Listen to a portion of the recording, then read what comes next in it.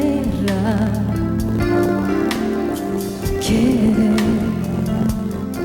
Que tibio el sol cuando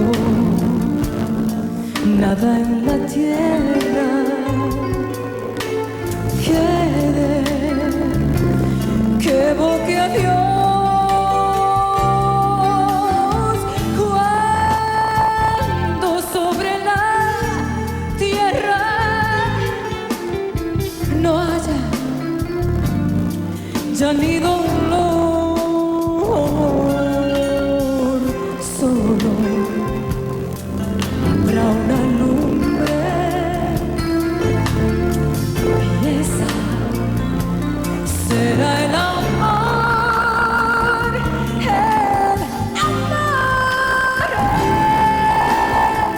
amor para empezar.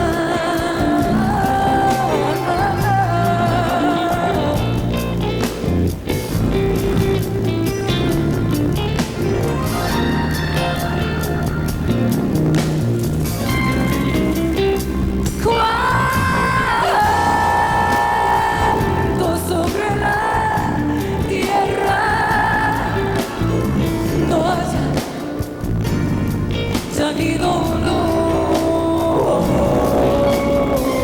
solo habrá una lumbre y esa será el amor,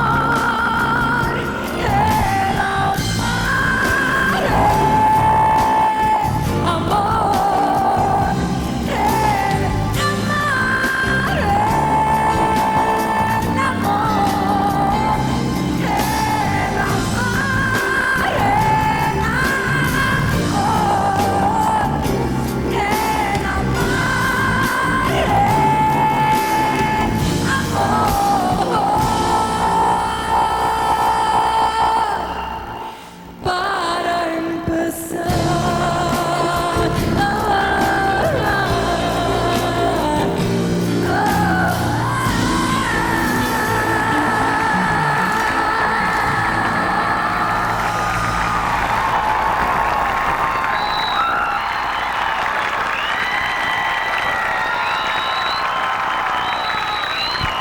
Muy buenas noches, amigos, y bienvenidos a Dame un Break. Hoy, 11 de septiembre, a un año de los ataques terroristas en Nueva York, nos unimos a la solemnidad de este día, rindiéndole homenaje a las víctimas del 11 de septiembre. Y para comenzar vamos a pasar al Coliseo Roberto Clemente, donde se lleva a cabo un acto relacionado también a este lamentable suceso. Allí está el compañero Herbert Cruz. Adelante, Herbert.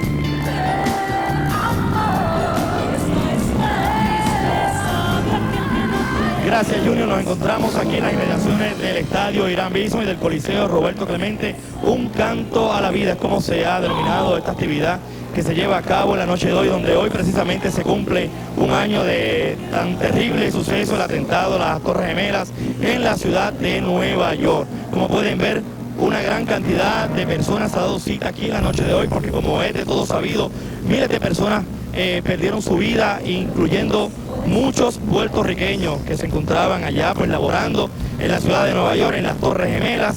Y hoy cientos de personas como homenaje póstumo están reunidas aquí rindiéndole homenaje a esas personas que lamentablemente ya no se encuentran entre nosotros. Se encuentra también entre nosotros el honorable alcalde de la ciudad capital, honorable Jorge Santini, y también una gran cantidad de artistas se ha dado cita también en la noche de hoy para brindar su talento. Más adelante vamos a volver. Como pueden ver, estamos disfrutando ahora de una música sacra que va a estar durante toda la noche aquí, aproximadamente como hasta las 9 de la noche. Así que volvemos más adelante, retornamos allá a los estudios. Llévatelo,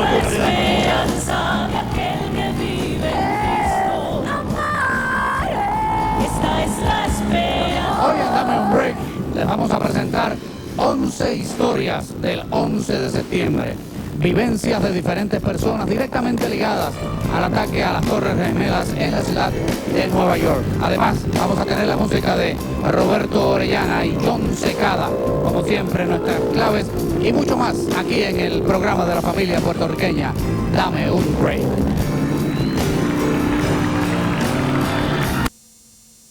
Que se ha pegado un avión en Los Gemelos y él también pensó que era una broma al principio, pero yo también le dije que apúrate, que no es una broma, que eso es en serio y que tenemos que salir enseguida. Así que él me siguió y cuando estábamos en la ambulancia me dice, déjame llamar a mi esposa. Le digo, ¿qué pasó?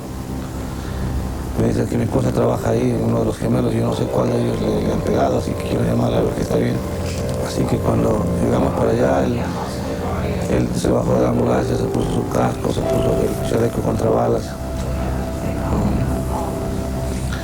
Me tiró el viper de él, me dijo, yo te voy a decir dónde estoy, porque como ahora teníamos que separarnos, yo tenía que estacionar la ambulancia y él tenía que ir a ver a la gente herida.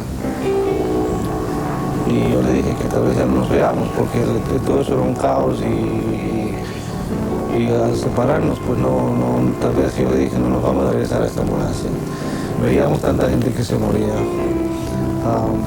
Cuando me metí al edificio abajo a buscarlo a él y a sacar más gente, había gente que ya se había tirado y habían torsos de personas con los chalecos y los abrigos que nosotros ponemos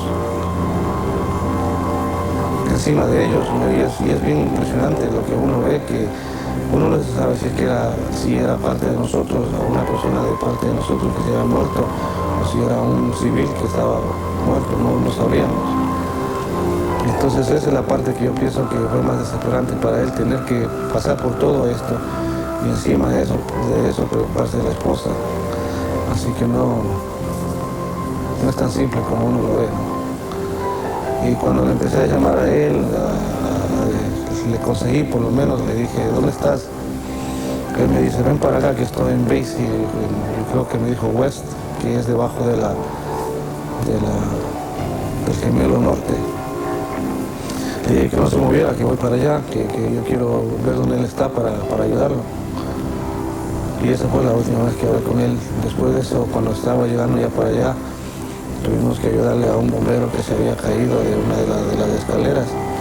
Lo sacamos de ahí, entre dos policías y otros 3 bomberos que estábamos ahí, lo sacamos. Y cuando me di la vuelta para ponerle una ambulancia, una de las privadas que estaban ahí, la parte de arriba del edificio se cayó encima de esta gente y cuando yo estaba regresando vi lo que se caía, me di la vuelta para correr y las 5 personas se murieron ahí. La esposa de Carlos, Cecilia Lillo, trabajaba ahí en los Twins, en el Port Authority, en el piso 64, la primera torre que fue chocada por el avión, donde está la antena. Ella me contó que ella empezó a salir inmediatamente, mucha gente se quedó en sus escritorios.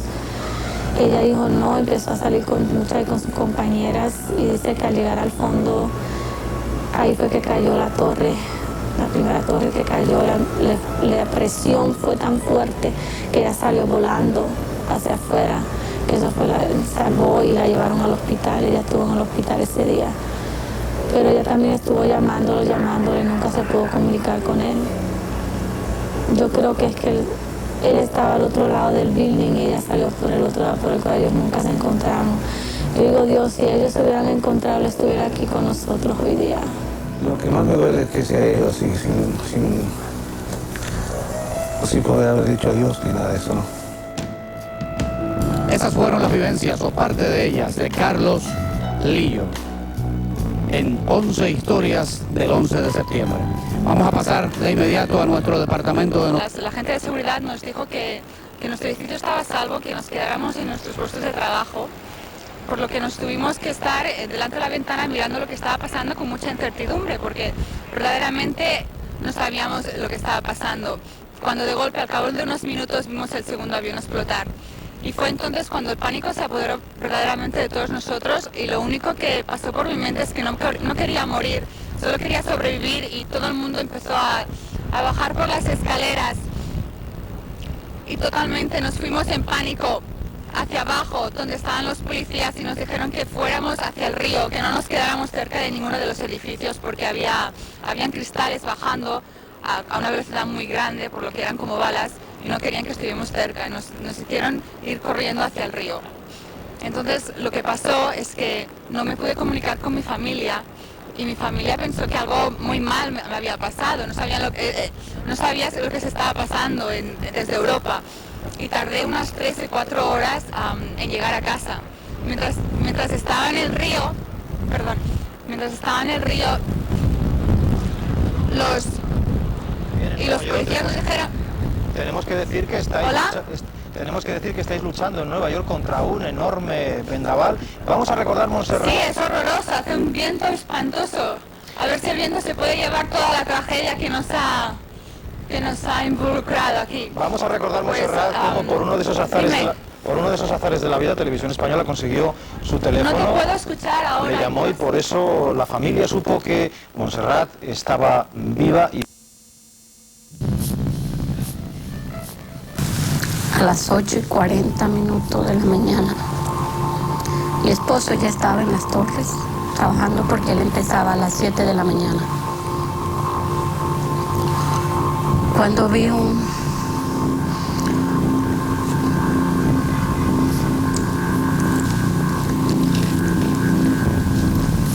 que el bus no se movía, el bus, todos los carros destacados allí, nadie movía, todo el mundo corría en diferentes orientaciones. Yo bajé del bus y empecé a gritar como una loca, porque vi cuando el avión le dio en la primera torre. Bajé y lo primero que me acordé fue de mi esposo, que dije, ya mi esposo no se va a salvar, porque él siempre hacía una rutina que era en el piso 105. Traté de llamarlo hasta que logré entrar una llamada. Y yo le dije, ¿dónde tú estás? Hay un accidente, porque pensé que era un accidente.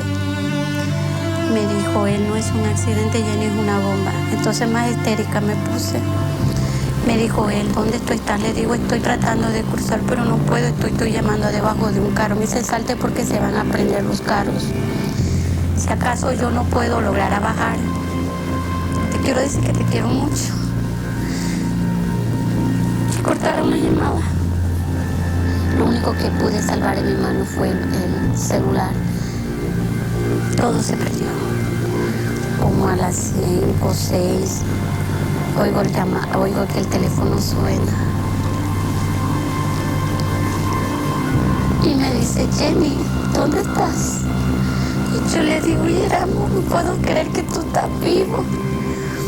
Y me dice, sí, me salvé, Jenny. Y nos encontramos a las 8 de la noche. Eso fue muy horrible. Todos los días le doy gracias a Dios que me dio la oportunidad de seguir viviendo más y para seguir con mis familias, mi esposa y mis hijos. Caminar con mi esposo es una oportunidad más que Dios nos ha dado para seguir adelante y saber valorar, tanto conocer espiritualmente y no ser materialista más.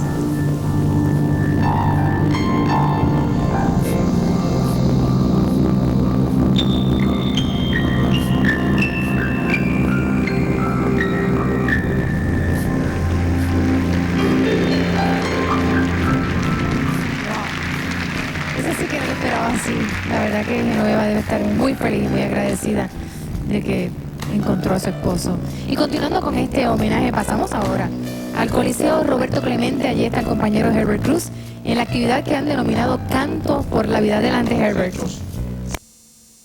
Han sido identificados como empleados de la empresa Cantor Fitzgerald, una compañía dedicada al mercado de bonos del tesoro que ocupaba 5 plantas, todas ellas por encima de la zona en la que impactó el primer avión.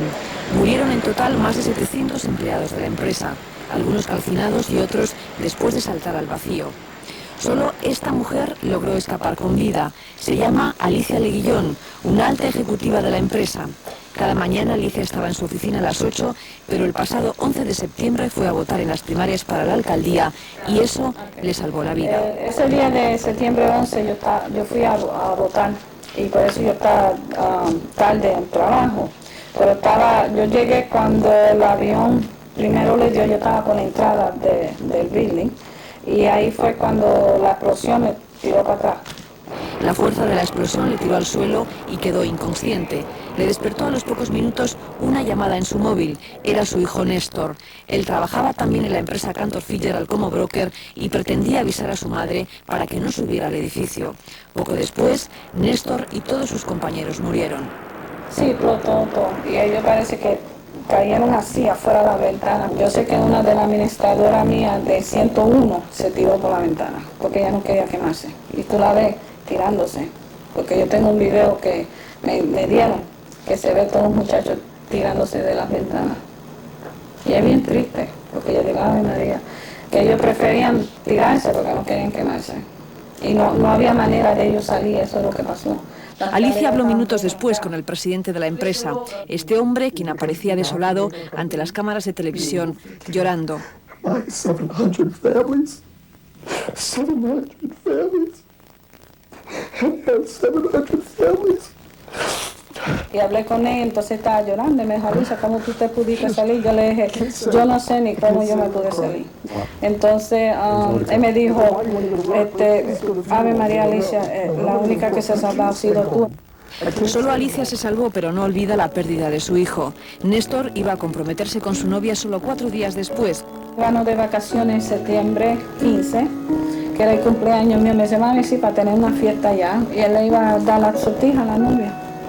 Y ese fue el regalo que me dieron de cumpleaños, que nunca encontré a mi hijo.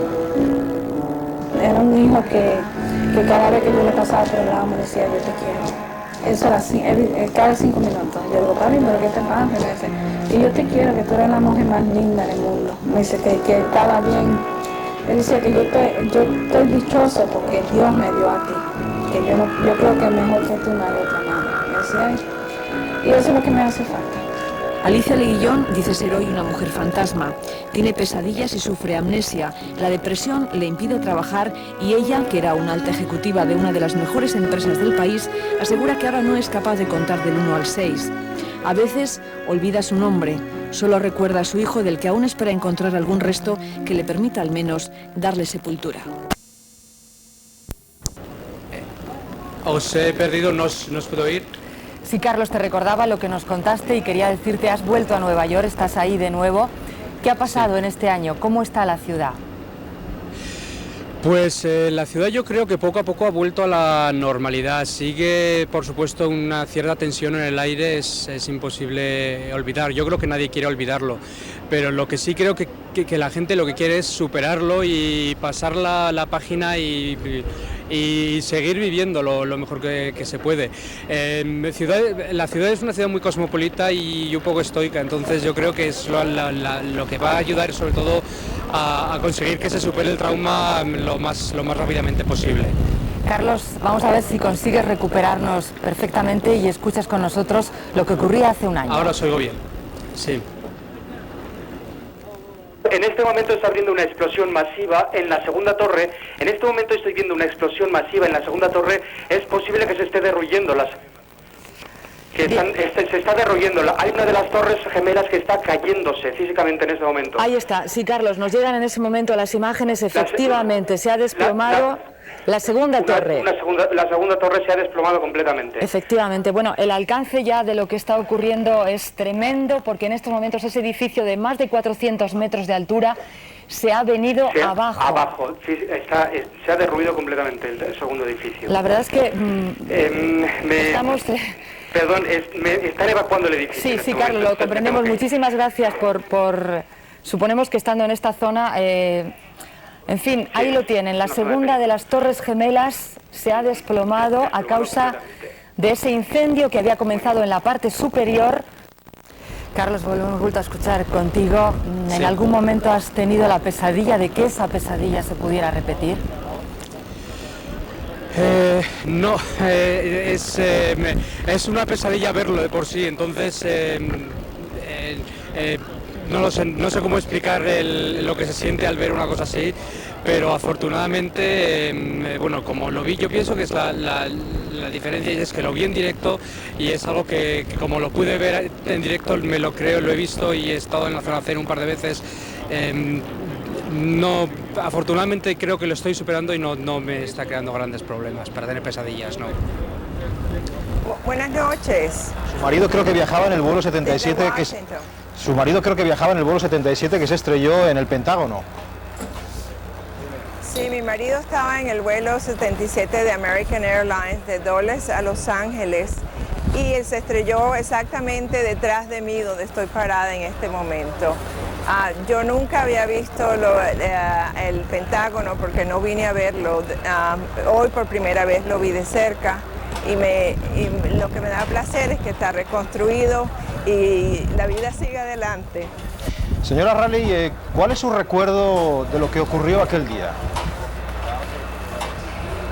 Bueno, una cosa para mí que jamás en la vida me imaginé que podía pasar en este mundo. Y para mí fue así, yo creía que se iba a acabar el mundo. Mi responsabilidad como soy administradora de hospitales fue preparar el hospital para un desastre, pero después supe que mi marido estaba en el avión que se había estrellado aquí y tuve que pensar cómo va a ser mi vida ahora, qué me va a pasar. Pero he seguido adelante. Usted es una mujer, cuando hablamos con usted, de una aparente gran entereza. ¿Dónde encuentra usted la fuerza para seguir adelante? La fe. Soy católica y tengo una gran fe que me ha ayudado muchísimo. Y tengo muchos amigos y una gran familia que me acompaña siempre. ¿No ha albergado en ningún momento deseos de venganza? De venganza, la palabra no es venganza, pero lo que hay que hacer es que esto no puede ocurrir nuevamente y tenemos como naciones unirnos a prevenir que esto continúe. Y lo que hay que hacer también es que tenemos que ver todos los ángulos para poder seguir adelante. Yo espero que nos unamos en el terrorismo y la venganza sea, pero una venganza positiva en que vivamos todos en paz y podamos seguir adelante. Marrero, el 11 de septiembre, aquí en 11 Historias.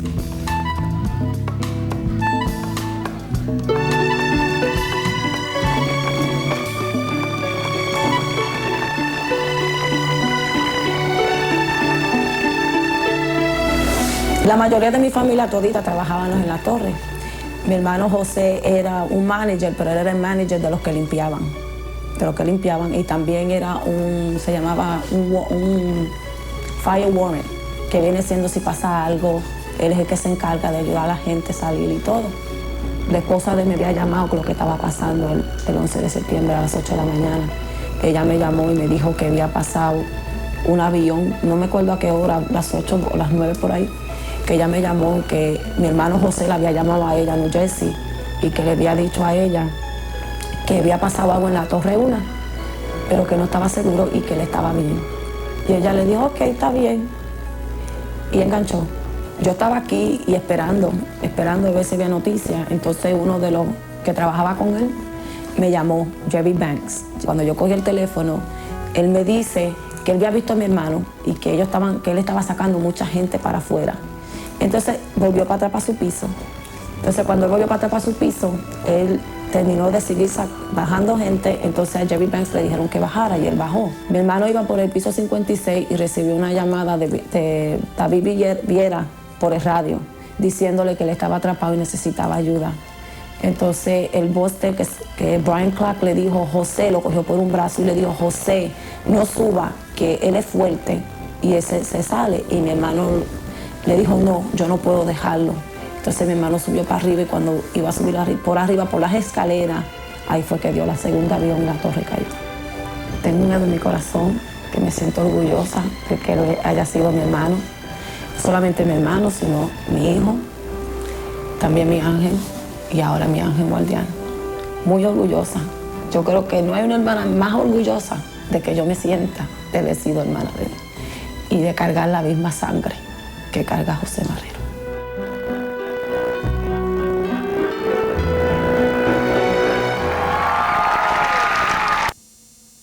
En la Torre Norte, en el piso B2, en el centro de seguridad, donde yo recibí muchas llamadas de las personas en sus oficinas que estaban atrapadas en los pisos altos, y solamente recuerdo que mantener la calma y le pude dar sus últimas palabras de esperanza, de esperanza y de apoyo, tratando de asegurarle que ayuda iba a llegar a donde ellos.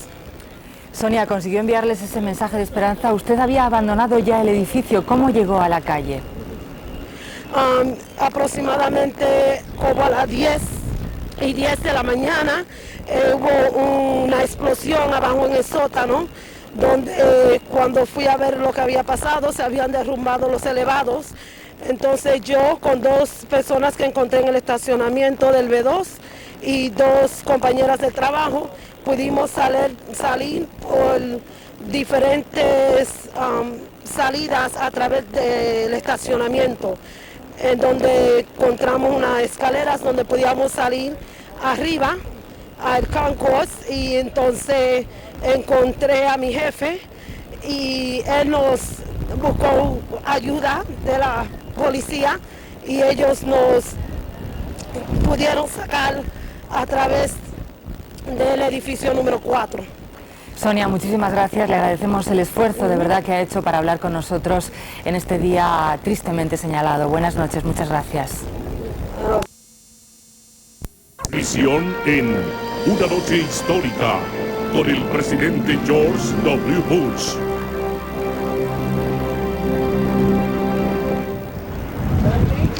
¿Qué tal? Muy buenas noches desde la ciudad de Nueva York, donde en unos minutos va a realizarse la última parte de las ceremonias oficiales conmemorando un año, el primer aniversario de los ataques terroristas del 11 de septiembre. Estamos viendo cómo la bandera norteamericana está ondeando aquí en Nueva York.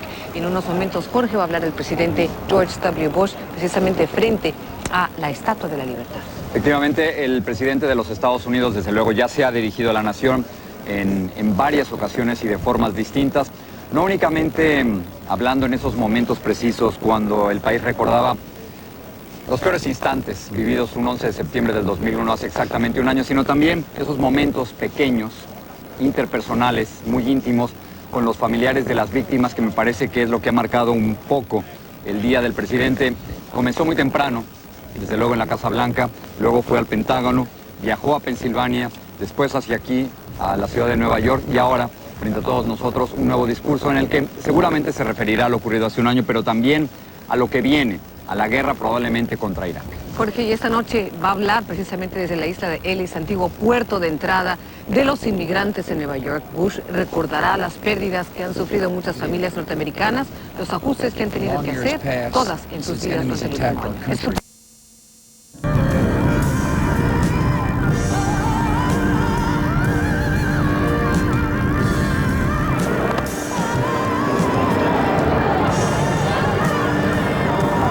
La torre se empezó a mover así y se abrió y veías la aguja de encima, la antena, lo podías ver. Y yo dije, hombre, tío.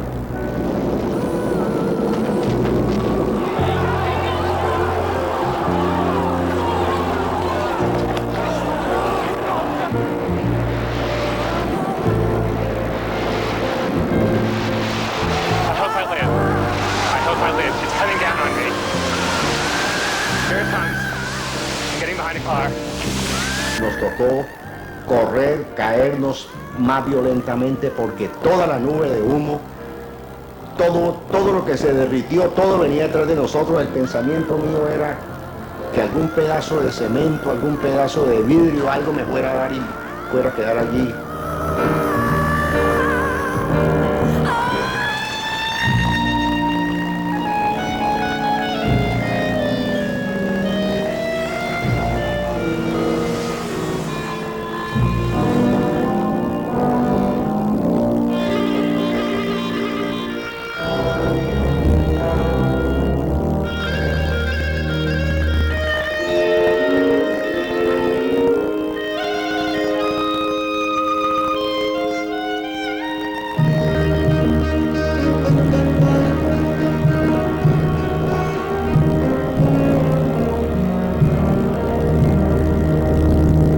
tiene prisa.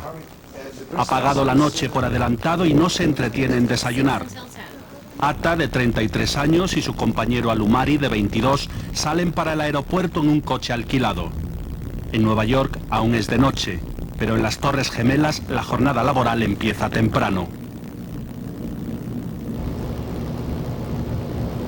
Por la mañana, esa mañana compramos el desayuno como todas las otras mañanas y llegamos al edificio como las 5:25. Facturan el equipaje en el mostrador de US Airways. La puerta de embarque está un piso más arriba. A las 5:45, una cámara los graba al paso por el control de seguridad. Tienen que esperar 14 minutos para embarcar. El pequeño bimotor de 19 plazas despega con retraso a las 6:04 con destino a Boston. Un corto vuelo a la gran ciudad como el que esa mañana emprenden otros muchos ejecutivos. La mañana del 11 de septiembre llevé a Brian al aeropuerto local. De aquí volaba a Boston. A eso de las 6 de la mañana le dije adiós y me fui a trabajar. Hotel Milner, en Boston. Aquí duerme el segundo comando. Los 5 hombres madrugan. Salen a las 6 del viejo hotel en el distrito teatral de Boston sin apenas equipaje. En las Torres Gemelas de Nueva York, a esa hora, todo está a punto para el nuevo día.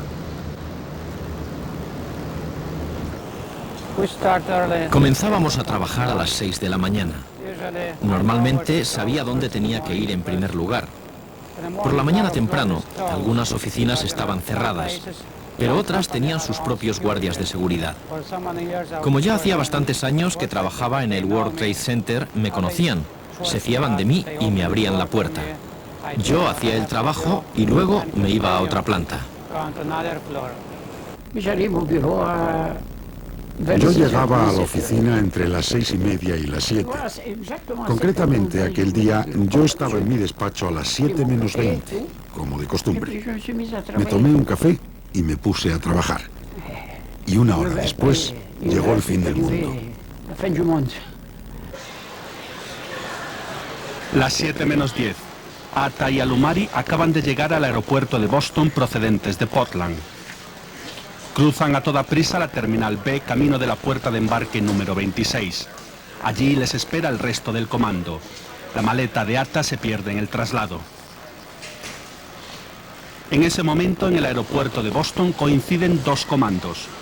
En el edificio de al lado, la terminal C, otros 5 terroristas esperan para embarcar en un vuelo a Los Ángeles. En Nueva York, los ejecutivos más madrugadores están llegando a sus despachos.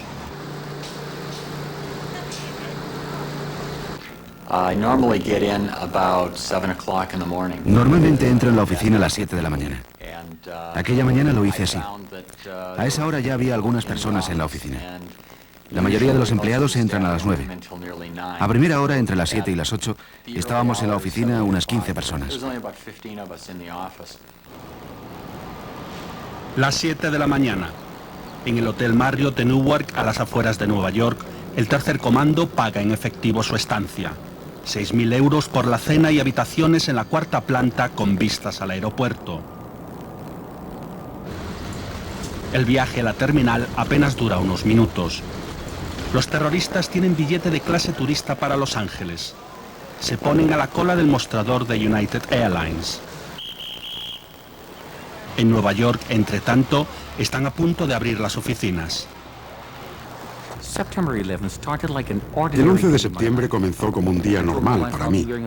Le dije a mi mujer que me ponía unos pantalones khaki y una camisa blanca y me fui al trabajo. Cogí el coche y fui de Elmont, Long Island, a Queens. Aparqué y tomé un tren al trabajo como hago siempre. Tomé un bollo y un café. Me subí al ascensor y en un minuto estaba en el piso 78 del World Trade Center, en la Torre Sur. Las 8 menos cuarto. El vuelo 11 de American Airlines rueda hacia la pista de despegue del Aeropuerto Internacional de Boston. A bordo, en clase preferente, 5 secuestradores. Mohamed Atta, egipcio, arquitecto y piloto titulado, es el jefe. El avión con destino a Los Ángeles despega a las 8:01. la hora de máxima actividad en los ascensores de las Torres Gemelas. Como a las 8 de la mañana me llamó ella por el medio elevador y me dijo que la batería del radio de ella estaba muerta, que si yo le podía conseguir una que me dirigiera al 78 donde ella estaba, que ahí ella me daba la llave del tercer piso. Yo subí y cogí la llave de ella, me dirigí hacia abajo, le busqué la batería, volví a subir. Cuando subí ella no estaba ahí, ella estaba llevando a los pasajeros al 107. 8 de la mañana. Ya hay un comando en el aire y el segundo está a punto de despegar. Los 5 terroristas viajan en primera clase y en preferente del vuelo de United Airlines a Los Ángeles de las 8:15. Marwan Al-Say, 23 años, estudiante de ingeniería y piloto, es el jefe. El avión sale a las 8:14. En ese momento, el cuarto y último comando está rodando por la pista de despegue del Aeropuerto Internacional de Dulles, en Washington. Mezclados con el pasaje, en butacas de primera, 5 terroristas saudíes. Su jefe, Hani Hanjour, de 29 años, que a duras penas consigue el título de piloto. El avión de American Airlines despega puntual a las 8:20 con destino a Los Ángeles. A esa hora, en el Pentágono, circulan ya las órdenes del día. Yo estaba trabajando en esa oficina de QDR para la Armada de los Estados Unidos. Mi posición en ese momento era no solamente manejar la tecnología que estamos usando, los sistemas de computación, por ejemplo, sino también analista del alistamiento y preparación de nuestras Fuerzas Armadas de ahora hasta el año 2020. Las 8:25. ATA y su comando sobrevuelan el estado de Nueva York a 9.000 metros de altura. El piloto sigue con normalidad las instrucciones de vuelo y confirma cada comunicación con los controladores, hasta que de pronto la radio y la señal del transpondedor, una emisora que lleva el avión, enmudecen. El aparato giró ligeramente al norte y recibió orden de subir a 11.000 metros. El piloto no confirmó la comunicación. Los posteriores intentos de los controladores por contactar con el vuelo 11 de American fueron infructuosos. No volvimos a establecer contacto con el avión. Perdimos la señal del transpondedor. Y cuando eso ocurre, cuando se pierde la comunicación y la señal del transpondedor, hay que tener en cuenta la posibilidad de un secuestro aéreo.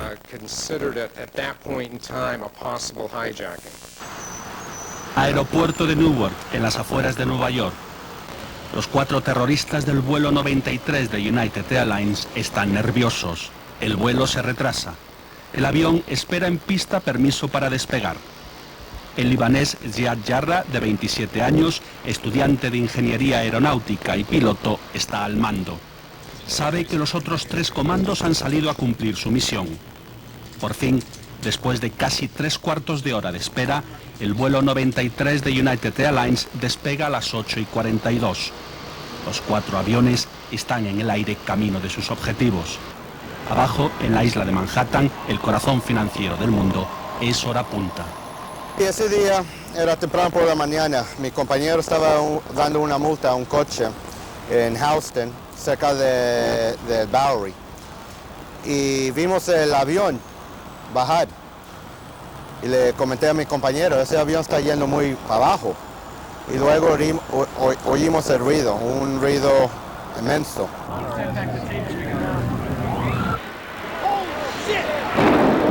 Las 8:46 minutos. El vuelo 11 de American Airlines se estrella contra la Torre Norte con 92 personas a bordo. We heard the jet engines just maybe a half a second. Oímos el ruido de los motores medio segundo antes de que el avión se estrellase contra el edificio. El ruido ensordecedor de los reactores a toda potencia.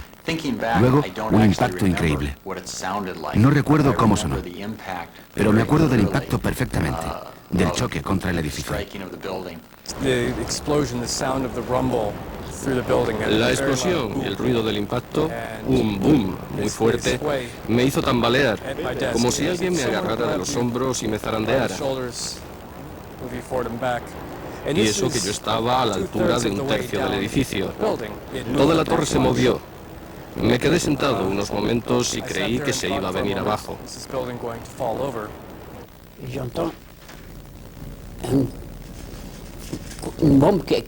Oí una explosión como de una bomba. No me podía imaginar que se trataba de un avión. Cayeron los armarios, los ordenadores, todo saltó por los aires.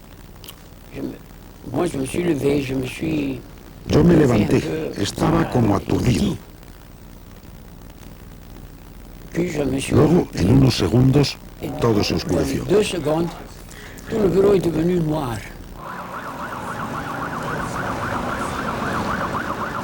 Lanzado a 630 kilómetros por hora, el avión abre un boquete en la torre norte a casi 4 km.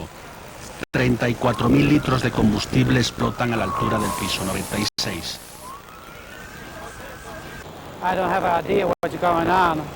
No tenía ni idea de lo que estaba pasando, pero el ascensor se paró y empezó a caer.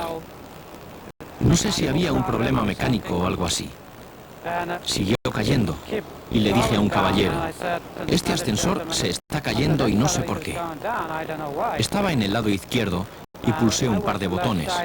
Pensé que pararíamos en algún piso, pero seguimos cayendo. En el momento del impacto, Torres Gemelas alrededor de 20.000 personas. Cada rascacielos tiene 3 escaleras de emergencia y entre los dos 100 ascensores. Se abrió la pared de adentro del ascensor con la explosión y entró un fuego y lo quemó a todito. Empezamos a gritar y de momento el fuego entró para atrás, entre donde salió. Y yo me paro y digo, por favor, ayúdame. Y metí los dedos quemados adentro del elevador, la puerta, y la jalé. A yo jalarla, no quería quedarse abierta, porque nada trabajaba, se había ido todo. Entonces yo me quedé entre la puerta y la gente me salían por los pies. Uno me brincó por arriba. Cuando yo miro para atrás, que voy a chequear para asegurarme que nadie se había quedado adentro del elevador, salió la bola de fuego y ahí me quedé. Y yo sentí una bulla, pero una bulla, un estruendo algo que uno no puede describir. Y entonces sentía que mucha cuestión iba cayendo encima del elevador y el elevador se desprendió, el elevador se vino abajo. Y yo lo único que hice fue agarrarme la cabeza y yo decía, Dios mío, no voy a morir aquí.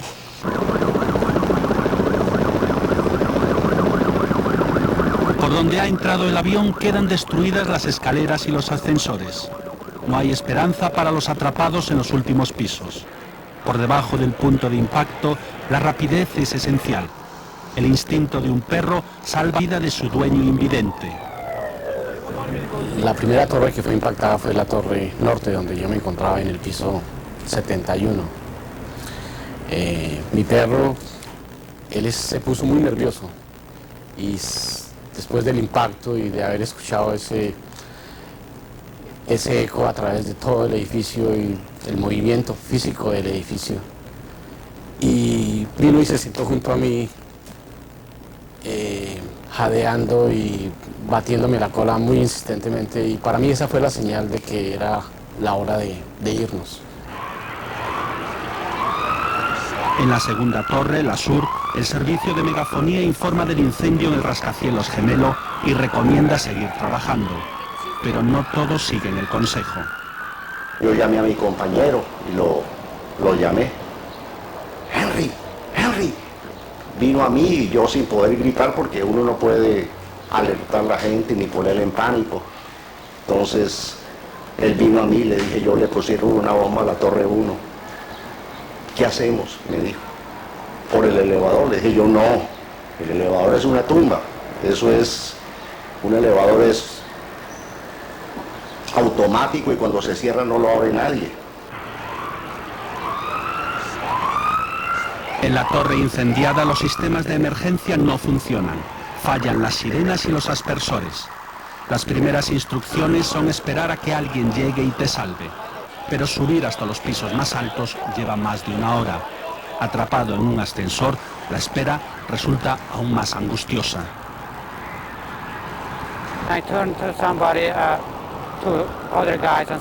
Me volví a los demás y les pregunté si alguno tenía una navaja o algo parecido. Nadie tenía nada. Miré en mi cubo y vi la rasqueta. La cogí y dije que iba a intentarlo con ella. Empecé a golpear la pared y a cortarla. Intenté hacer un orificio para poder romper la pared. El elevador estaba negro, pero bien lleno de polvo y un humo negro estaba en el elevador. Pero así veía así, apenas veía como la luz de una linterna pequeñita, un flashlight. Y yo empecé a pedir ayuda. Yo digo, ayuda, en inglés decía, le pedí ayuda. Y la persona me dijo, te estoy escuchando, pero no sé dónde estás. Y yo digo, yo estoy en el elevador de carga. Entonces él dice, ¿puedes caminar? Yo digo, sí, yo puedo caminar. Porque a todo eso no tenía dolor, no me dolía nada. Y yo me levanto y me caigo. Y cada vez que me levanto me caigo. Me sucedió como 4 veces. Había mucha gente, estaban en una fila como soldados, así hasta abajo. Y cuando yo estaba empezando a bajar, venían los bomberos y yo vi mucha de la gente que yo conocía. Pero con el dolor que yo tenía tan profundo que yo me sentía como que me estaba cocinando, yo más que estaba gritando. Y seguíamos bajando y entonces un señor le ofreció a la muchacha que si ella quería que me ayudara y empezamos a bajar. Los bomberos le decían, ok, pasan, déjala que pasen, que ella está aquí abajo hasta abajo. 13 minutos después del impacto, a las 9 menos un minuto, se activa la alarma número 5, el grado máximo del plan de emergencia para Nueva York. Los sistemas contra incendios de las torres están diseñados para resistir las llamas durante 3 horas, el tiempo necesario para evacuar los rascacielos. Pero no hay nada previsto contra un avión suicida cargado de combustible. Cuando llegamos a las torres, vimos el hoyo en la torre, vimos el humo, vimos a la gente, vimos gente en la calle pidiendo ayuda y entramos en la torre por la entrada que quedaba en el sur. Cuando entramos vimos a gente bajando que ya estaba herida. Llegamos y vimos que la situación estaba muy mal. Digamos que el fuego estaba, digamos, te flipas, tío. Es que llegas y ves toda la zona, toda la gente ahí atrapado ahí en los niveles más altos de la torre. Y los bomberos llegaban, pero rapidito, y llegaban por montones, digamos, llegaban hasta encima de autobuses, en sus coches privados, llegaban caminando y toda la gente aquí estaba con un pánico porque la gente estaba ahí aterrado, petrificados porque nunca hemos visto algo así. En las pantallas de radar, los controladores siguen con preocupación la ruta de un segundo avión, el vuelo 175 de American Airlines. Saben ya que está secuestrado y empiezan a sospechar su objetivo. Cuando el vuelo 11 de American Airlines se estrelló contra las Torres Gemelas, supe que se trataba de un atentado terrorista. Durante 11 minutos vi como el vuelo 175 de United Airlines se dirigía a Manhattan. Me di cuenta de que formaba parte de un ataque contra nuestro país. 2 cazas militares salen de la base aérea de Langley, en Virginia, en busca del avión secuestrado. Tienen permiso para abatirlo. En ese momento, en los Estados Unidos, hay 14 aviones de combate preparados para el despegue. Hasta esa mañana, los planes de defensa no contemplan un ataque con aviones suicidas.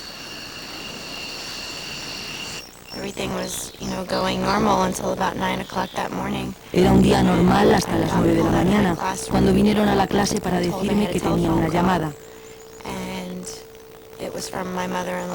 Era mi suegra. Me asusté, pero no pensé en Brian, sino en otra persona. No podía imaginarme que a Brian le pasara algo.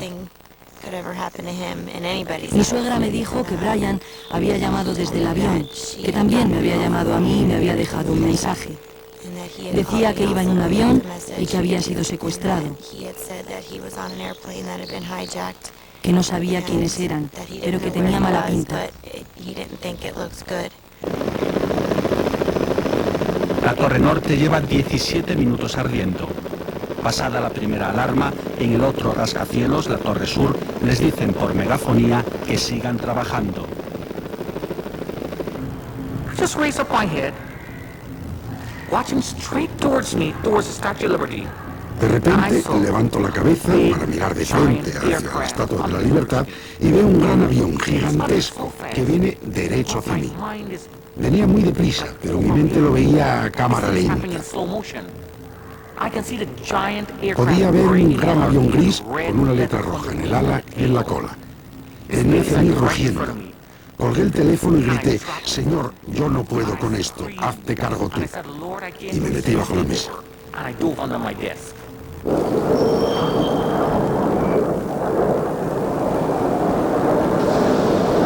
And the next thing I knew, I could hear this revving sound that the engine made. Lo siguiente fue el ruido espantoso de los motores y el aparato que entra en el edificio. Pero el avión, que venía derecho, de repente se inclinó y la punta del ala se clavó en la puerta de mi oficina, a 6 metros de donde estaba yo. El ruido era tan fuerte que me quedé sordo. El techo se derrumbó. Parte del piso 82 se desmoronó. Pero yo estaba debajo de la mesa, que aguantó. Tenía mi Biblia sobre la mesa y lloré. Señor, por favor, busca a alguien. No quiero morir. Quiero volver a casa. Quiero ver a mi mujer y a mis hijos. Intenté levantarme y me di cuenta de que estaba cubierto de escombros hasta los hombros. El segundo avión se estrella a las 9:03 contra la Torre Sur. Destruye en el instante 4 plantas antes de explotar por la fachada opuesta con 65 personas a bordo.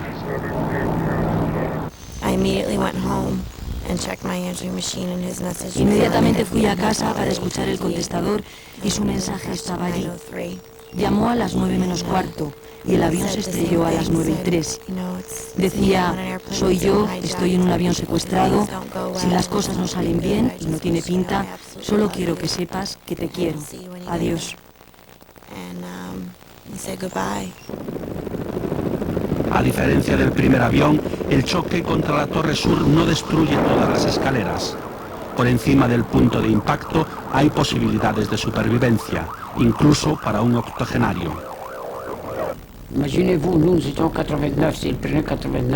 Imagínese, nosotros estábamos en el piso 89. Si hubiera chocado contra esa planta, tuve miedo, claro. Quien diga que no ha tenido miedo, no es verdad.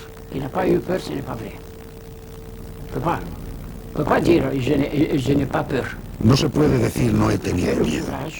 Tuvimos valor. Dios nos dio valor para poder bajar. Porque a mi edad bajar 89 pisos, los pies no me respondían.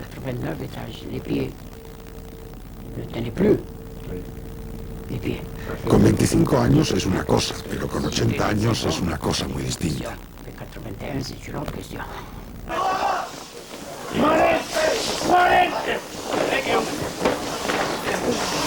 Me tocó bajar las escaleras sentado muchas veces. Ahí fue donde empezaron los daños de mi cuerpo y mis rodillas y mis tobillos, el hombro derecho, que es el que más me ha dolido, porque en los descansos de las escaleras me resbalaba, me salía del tubo por la velocidad y me iba al frente, entonces me daba con las paredes. Bueno, el hecho fue de que yo no escuché evacuaciones, todo el sentido o el sistema de evacuación falló. No hubo alarma, no sonaron alarmas, no hubo nada. La gente estuvo únicamente obedeciendo órdenes de supervisores y por eso se quedó mucha gente ahí. El impacto en la segunda torre es más bajo que el de la primera. El daño en el edificio mayor. Los servicios de emergencia que acaban de llegar se ven desbordados. Y cuando la segunda explosión ocurrió, el coche mío, la parte del avión entró en la ventana atrás de mi coche. Y otra explosión inmensa y mucho miedo, muchos gritos, me recuerdo. La gente estaba corriendo por todos los lados, heridos por todos los sitios. No sabías quién estaba muerto, quién estaba vivo. Los medios de comunicación hablan de una gran tragedia y piden a bomberos y policías fuera de servicio que vayan a su trabajo. El fuego y el humo trepan por los dos rascacielos sin que nadie lo pueda impedir. Fuimos para allá, llegamos a Los Gemelos, no nos tomamos mucho tiempo. Cuando se veía para arriba, veíamos los fuegos, veíamos el humo, veíamos la gente que se tiraba. Yo pensé que eran bultos de algo, eran tal vez paredes que se caían, pero cuando me veía bien, veía que eran brazos y piernas que se movían. Los bomberos llegan pronto a la conclusión de que el fuego es imposible de apagar. Solo queda esperar a que las llamas se consuman. La prioridad ahora es rescatar a los atrapados en las plantas altas y liberar los ascensores. Empecé a dar patadas contra la pared, pero mis zapatos tenían la suela de goma y cuando daba patadas rebotaban como cuando pisas fuerte una pelota. Pero miré al otro hombre, uno alto que tenía zapatos de suela bastante grandes, y le dije que lo intentara él, que tenía zapatos de suela. Se dio la vuelta, se apoyó en el ascensor y empezó a dar patadas como si fuera un caballo. Con unas 4 o 5 patadas hizo un agujero con el talón y la pared se resquebrajó.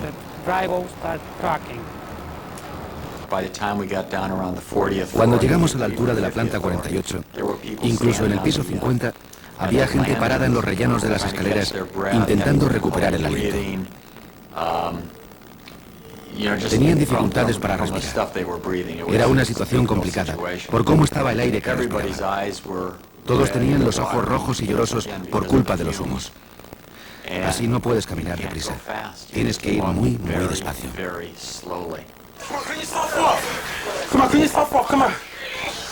Nos tomó cerca de 1 hora llegar al piso inferior.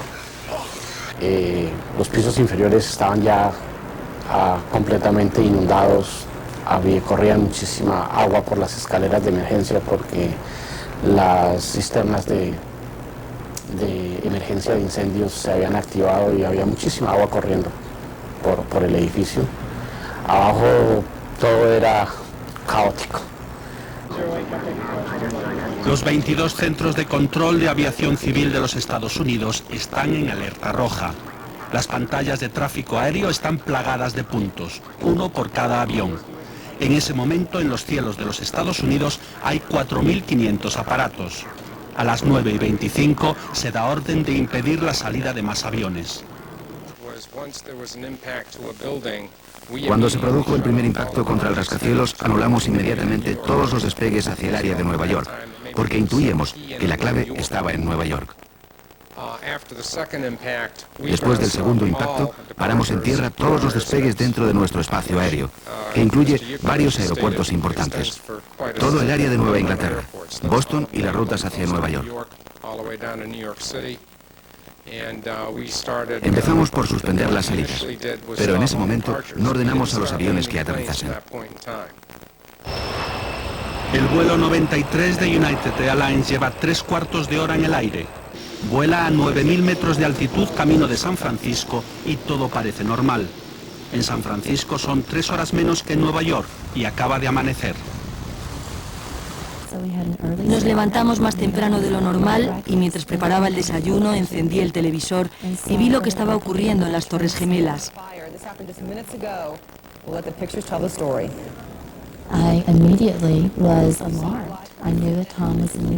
Me asusté porque Tom estaba en Nueva York. Sabía que iba a volver a casa, pero no en qué vuelo, ni a qué hora, ni en qué compañía. Cuando ocurrió lo de la segunda torre, me llamó por teléfono y yo inmediatamente le pregunté, Tom, ¿estás bien? Y me dijo, no. Las 9:35. Los controladores alertan que el vuelo 93 de United Airlines está dando la vuelta. El aparato gira en redondo a la altura de Cleveland y vuelve atrás. Oyen una voz que habla con los pasajeros, pero no es el capitán.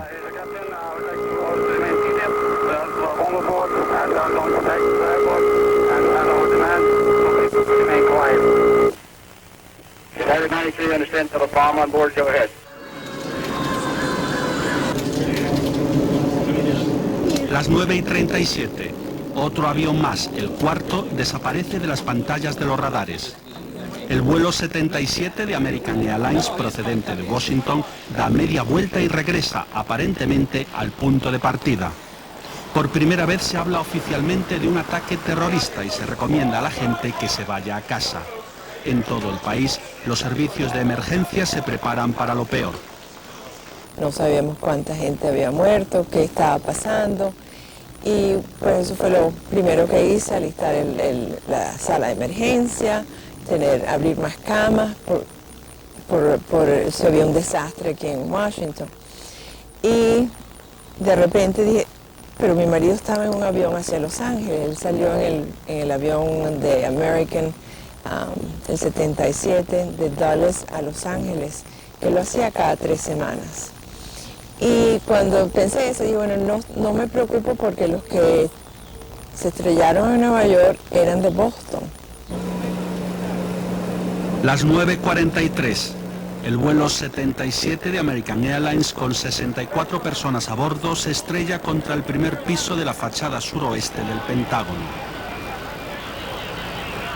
De repente se siente el edificio moverse, se oye la explosión. En inglés se llama overpressure y underpressure. La presión del impacto y de la explosión inicial lo empuja a uno.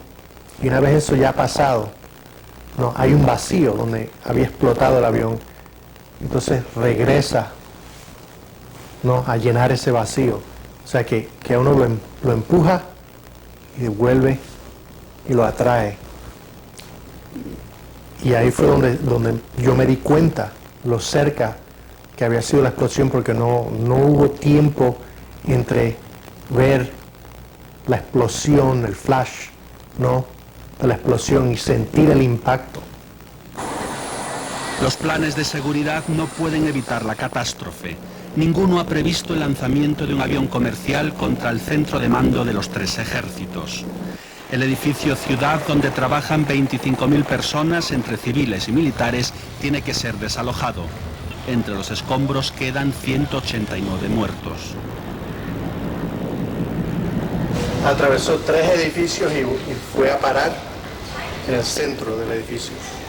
Y como vino tan bajo, destruyó el edificio E total, pero en el D solamente primer y segundo piso. Tercer y cuarto piso, aquí, ese día, se podía caminar. O sea que fue un milagro, porque no había nada sosteniendo el edificio en D y en C. Yo soy una mujer muy realista y pues cuando supe que era el vuelo de él, aunque American no quería confirmar quiénes eran los que estaban en el avión, ya yo sabía que era, porque ya me hubiera llamado él, hubiera cogido el celular y me hubiera llamado. Yo llamé al celular de él a decirle, sé que no vas a aterrizar en Los Ángeles porque están poniendo todos los aviones en los aeropuertos más cercanos. Llámame a donde llegues. Y ya, cuando yo llamé, ya le había muerto.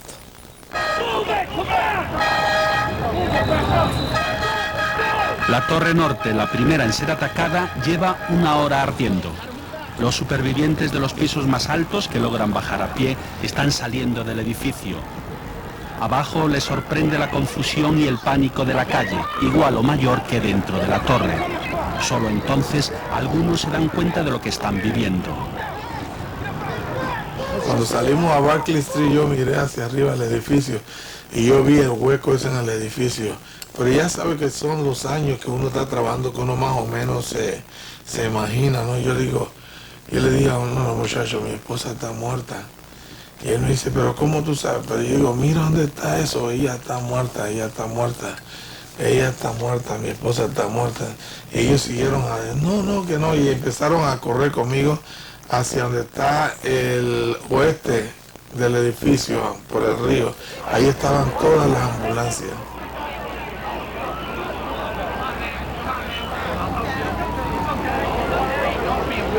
Había más gente que sufría de asma, sufría de problemas respiratorios por el polvo y todos los escombros que había. A gente que lloraba de los ojos, se les lloraba sangre, porque el polvo de los edificios se convertían en piedras con las lágrimas y cuando parpadeaban se les cortaba el párpado por dentro y lloraban sangre. En el foco del incendio la temperatura supera los 500 grados. La torre se reblandece. Sin esperanzas de rescate, el calor que sube por el rascacielos empuja a la muerte.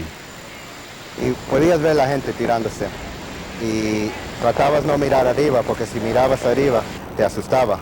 Solamente querías concentrar a llegar al punto que querías llegar, porque si veías arriba te entraba un miedo y te quedabas. Así siempre mirabas a donde querías ir y ojalá que nada pase.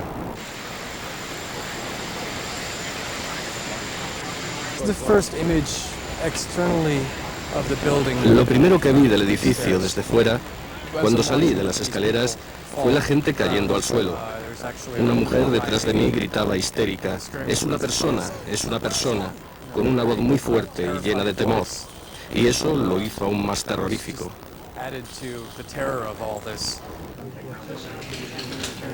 Hace 12 años que en los Estados Unidos no hay secuestros aéreos. De pronto, en menos de una hora, van 4.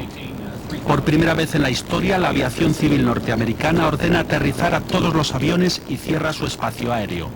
A las 10 menos cuarto, los controladores reciben instrucciones para dirigir los aparatos en vuelo al aeropuerto más cercano y prohibir las entradas desde el extranjero.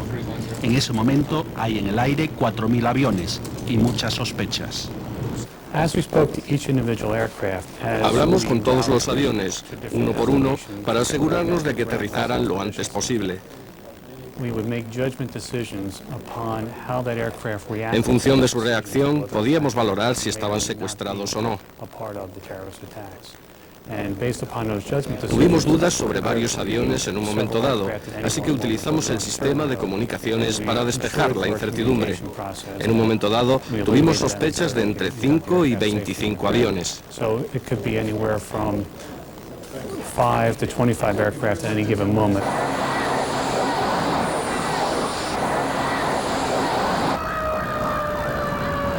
El vuelo 93 de United Airlines se acerca a 950 kilómetros por hora hacia Washington. Son las 10 menos cuarto y por primera vez en la historia la Casa Blanca es desalojada. Los F-16 que se lanzan en busca del avión secuestrado van armados con misiles. A bordo del vuelo 93, los pasajeros se enteran por teléfono de los ataques a Nueva York y el Pentágono. Deciden plantar cara a los secuestradores. Yo le dije, siéntate por favor, no llames la atención, estate quieto y en silencio. Y él me contestó, no Dina, si piensan estrellar el avión, tenemos que hacer algo.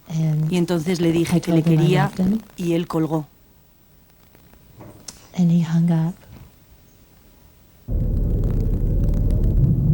Las 10:02. La Torre Sur, la segunda atacada por los aviones, se desploma.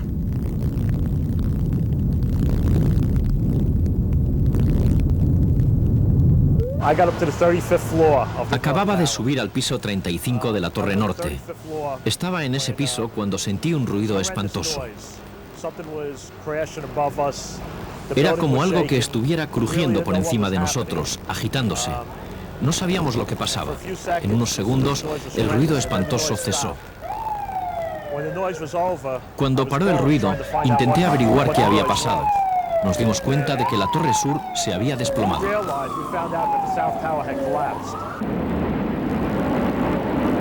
The building starts to sway from side to side. And it starts to buckle. And at El one point it edificio looked as if empezó a it was going to fall balancearse forward. y a hundirse. Parecía que se iba a caer hacia adelante. Todos se pusieron a gritar y a correr. El edificio se empezó a desmoronar, un piso tras otro, con un ruido atronador. Lo más curioso es que parecía que el humo venía de todas direcciones. Todos empezaron a gritar y a correr. 1 hora aguanta en pie la torre. Con los pilares dañados por el impacto y el acero reblandecido por el incendio, la estructura cede bajo el peso de los pisos superiores. 100.000 toneladas de vidrio y acero se vienen abajo a 200 kilómetros por hora. En 15 segundos, el edificio entero se desploma. Cuando empezó a caerse el edificio, nos tocó correr, caernos más violentamente porque toda la nube de humo, todo lo que se derritió, todo venía atrás de nosotros. El pensamiento mío era que algún pedazo de cemento, algún pedazo de vidrio, algo me fuera a dar y fuera a quedar allí, porque eso salió, pero es decir, era una destrucción absoluta. A block and a half or 2 blocks away when the second building came down. Estábamos a 2 manzanas cuando se cayó el segundo edificio. En ese momento, mi colega de oficina hizo lo que la mayoría. Se fue corriendo. Yo me agaché y me protegí para poder ver lo que estaba pasando. No me podía creer lo que estaba viendo. El World Trade Center se caía. Todo el suelo se movía. Hubo un gran estruendo. Una nube de polvo vino hacia nosotros.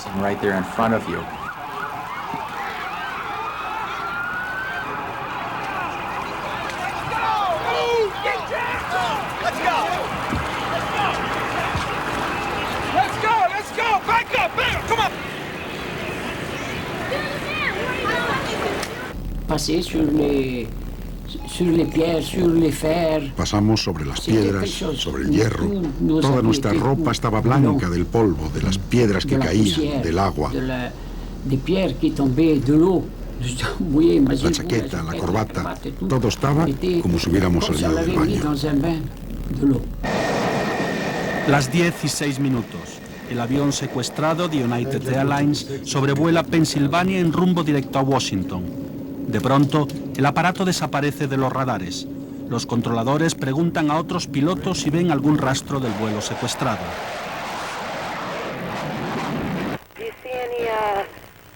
Activity on your right side, smoke or anything like that?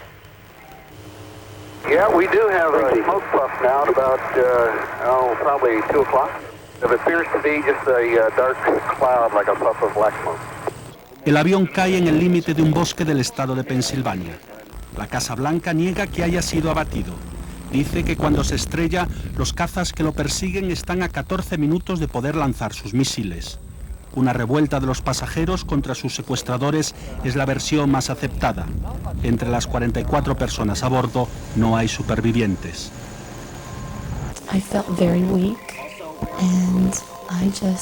Me sentía fatal. No hacía más que llorar, con el teléfono en la mano. No lo solté durante 3 horas, hasta que se agotó la batería. Esperando a que me llamara. Tenía la esperanza de que alguien hubiera sobrevivido al impacto. La Torre Norte, la primera en ser atacada, aguanta en pie después del derrumbe de su gemela. El fuego sigue reblandeciendo su estructura y el rescate de los atrapados por encima del incendio es imposible.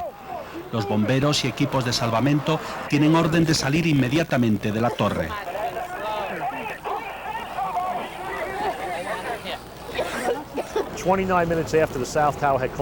29 minutos después de que la Torre Sur se hubiera desplomado, yo estaba en el piso 6º de la Torre Norte, en la escalera principal.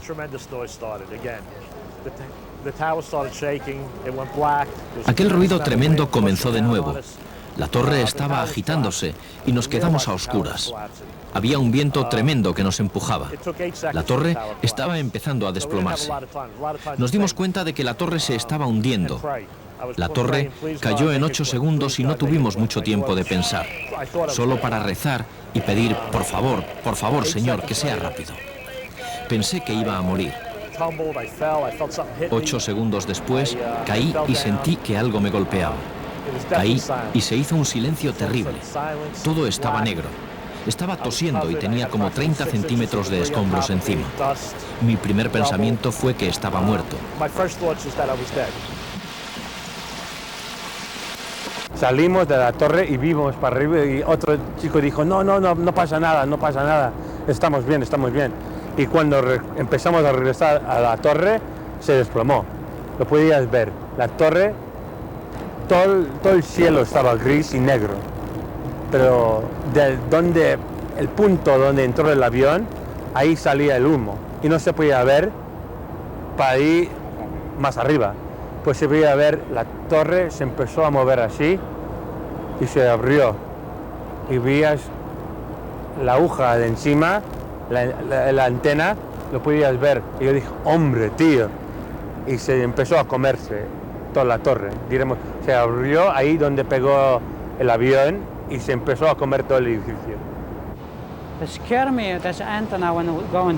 Me asusté cuando vi caer la antena y no sabía hacia qué lado caería. No sabía si iba a ser hacia un lado o hacia mí. Me dije, increíble. Empecé a correr y seguí mirando lo que pasaba detrás. Solo vi cómo se caía la torre piso por piso y oía el bang bang y todas las piezas desparramadas y humo.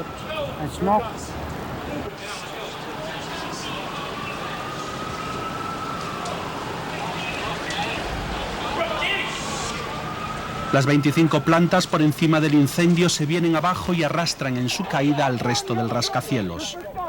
El edificio, que en los años 70 presumía de ser el más alto del mundo, es una montaña de escombros. Una nube de cristales y polvo avanza por el corazón financiero del planeta.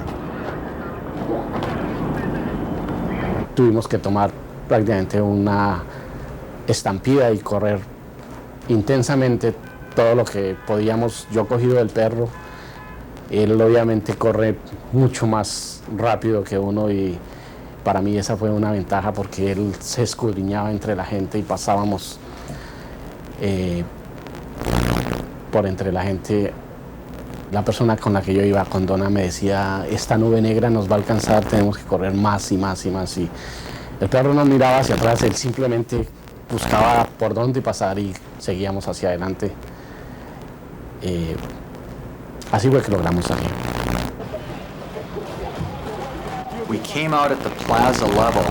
Salimos a la playa y lo que vimos fue impactante. Habíamos estado bajando las escaleras durante una hora. La gente bastante tranquila.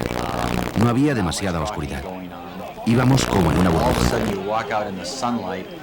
Y de repente sales al sol. Cristales rotos, personal de emergencia dirigiendo a la gente. La plaza estaba devastada. Había escombros por todas partes. No hablo de trozos pequeños, sino escombros de gran tamaño. Y eso nos dio una idea de lo que había pasado. Había cadáveres por todas partes.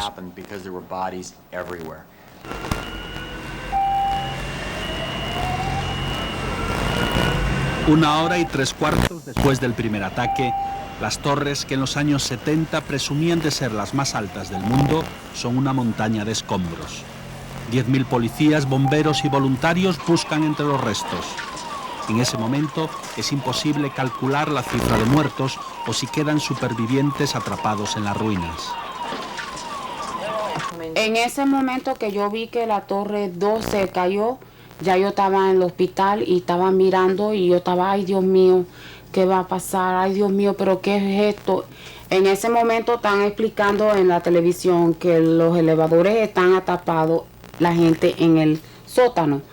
Lo primero que yo pensé, porque estaban diciendo que era el elevador de carga, que mi esposo no iba a salir de ahí, que él, para mí, se murió en ese momento. Y llamé a mi suegra y le dije, ¿has escuchado algo de Carmen? Me dice, sí, está viva, tiene quemadura de 2º y 3er grado y está en el Long Island College Hospital. Hablé con la nursa que estaba a cargo de ella. Yo le dije, ella me dice, ella no puede hablar, pero puede dejarle cualquier mensaje. So yo le dije, dile a ella, a mi esposa, que yo la quiero mucho, que dile, a mí no me importa que está quemada aquí, que yo siempre la querré. Y no fue hasta 3 días después que pude hablar con ella. Pude hablar con ella y hablábamos todos los días.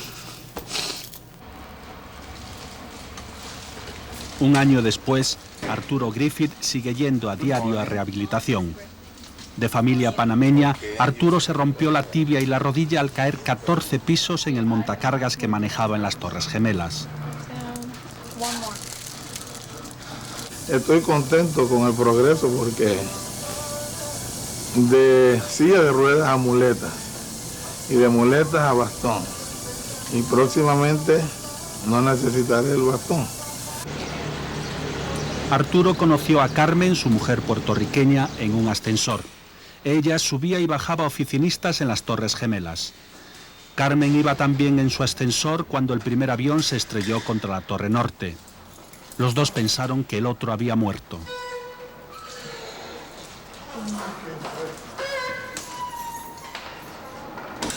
Estoy bien contenta que estoy viva y que nosotros vamos a vivir para llegar a ser viejitos juntos.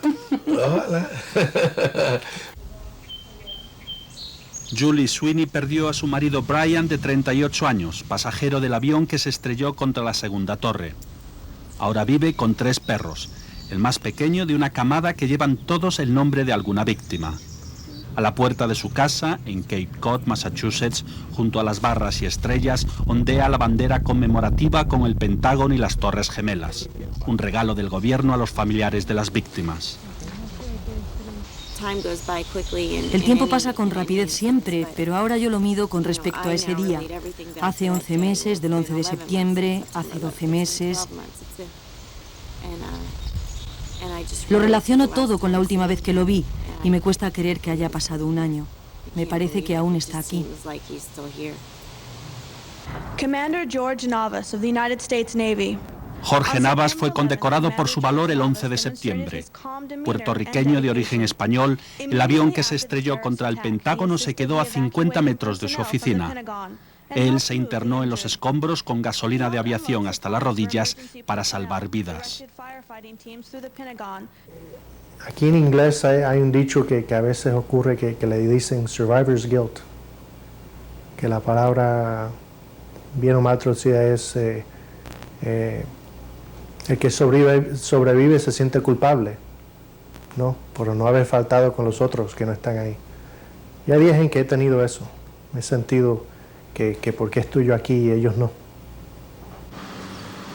Predicador en la escuela bíblica infantil de la Asamblea de Dios en su barrio de Elmont, en las afueras de Nueva York, Stanley Pramath siempre ha sido un hombre extremadamente religioso, pero desde hace un año lo es aún más. Asesor financiero de origen indio, vio desde la Torre Sur cómo el segundo avión se acercaba a su ventana y bajaba el morro un instante antes de estrellarse. ¿Cuáles son las posibilidades si los pisos 79, 80 y 82 desaparecieron? La gente que iba en los ascensores también murió y yo salí del piso 81. ¿Qué posibilidades se tienen de salir vivo cuando un avión se estrella contra el edificio donde estás a 6 metros de ti? ¿Cuáles son las posibilidades de que un hombre que baja por las escaleras y oye una voz al fondo pare a rescatarme cuando los demás huyen despavoridos? Y que ambos vivamos. Si hay milagros, este es uno de ellos. No me cabe la menor duda. Esto es un milagro. Polaco de nacimiento, Jan Tensur sigue limpiando ventanas para la autoridad portuaria de Nueva York, los dueños de las Torres Gemelas. Tuvo problemas psíquicos y no pudo mantener su ritmo de trabajo. Le recortaron el sueldo. Casado con 2 hijas, Tensur quedó atrapado en un ascensor en el piso 50 de la Torre Norte cuando el primer avión se estrelló. Logró hacer un boquete en la pared con su rasqueta de limpiacristales. Salió minutos antes de que la torre se desplomara. Cuando lo pienso, aún no me explico cómo sobreviví. No me lo puedo creer. Fueron esta rasqueta y este mango. Creo que existe un Dios. Yo soy un hombre religioso. Creo que Dios estuvo conmigo y me ayudó. Algunos dicen que tengo suerte y que no era mi hora. Me sigue sorprendiendo que hayamos sobrevivido, no solo yo, sino otras 5 personas. Rafael Cava, de 81 años, es el superviviente de mayor edad. De origen judío, huyó hace 50 años de Egipto, donde había nacido, para llegar en 1976 a los Estados Unidos. Habla 4 idiomas, pero nunca ha aprendido el inglés. El 11 de septiembre, al estrellarse contra su torre el primer avión, bajó por las escaleras desde el piso 89 sin quitarse el sombrero, la corbata ni la chaqueta. Sabe que aquel día volvió a nacer. Su empresa de transporte sigue en el centro de Manhattan, pero es solo un piso 29 y las vistas no son las de antes.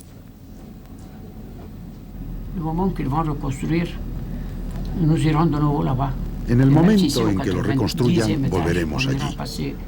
Incluso si es en el piso 89, yo quiero volver. Yo he estado muy bien allí, muy bien. Esos 2 edificios, hay que haber estado allí para creerlo. Lo bien que estaban, lo que había dentro, las tiendas, los despachos, estaba todo muy bien.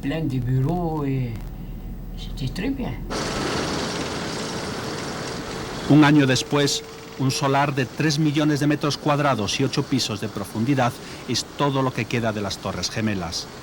El vacío dejado por los rascacielos es la principal atracción turística de Nueva York. Un policía retirado que colaboró en el rescate y desescombro aquel día lleva a los curiosos en una gira por la zona cero. Les muestra las señales de los derrumbes en los edificios cercanos y dónde estaba cada uno de los rascacielos del World Trade Center.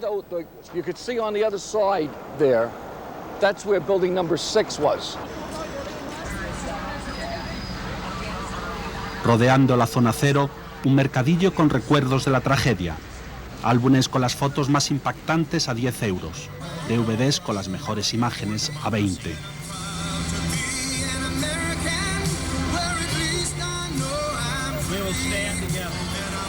Richard Picciotto era jefe de bomberos en otro barrio de Manhattan el 11 de septiembre. Se presentó voluntario porque había estado en las torres en el atentado del 93. Él dio la orden de evacuar el segundo rascacielos cuando el primero cayó. Bajaba por el 5º piso cuando la torre se desplomó con él dentro. Contra toda lógica, sobrevivió. Fue hace un año, pero parece que fue hace una semana. Los bomberos perdieron 343 personas, 343 de mis hermanos. Vengo aquí porque para mí es un lugar sagrado. Perdí a muchos amigos, a muchos compañeros. Este es un lugar lúgubre, un cementerio. Dicen que van a reconstruirlo, pero no deberían olvidar lo que pasó aquel día.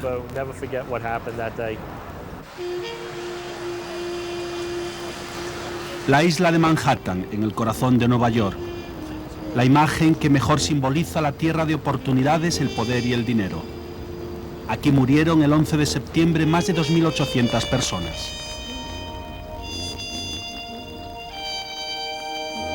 Un año después, es imposible mirar a este horizonte de rascacielos sin buscar el hueco dejado por las Torres Gemelas. Un vacío que las hace estar más presentes que nunca.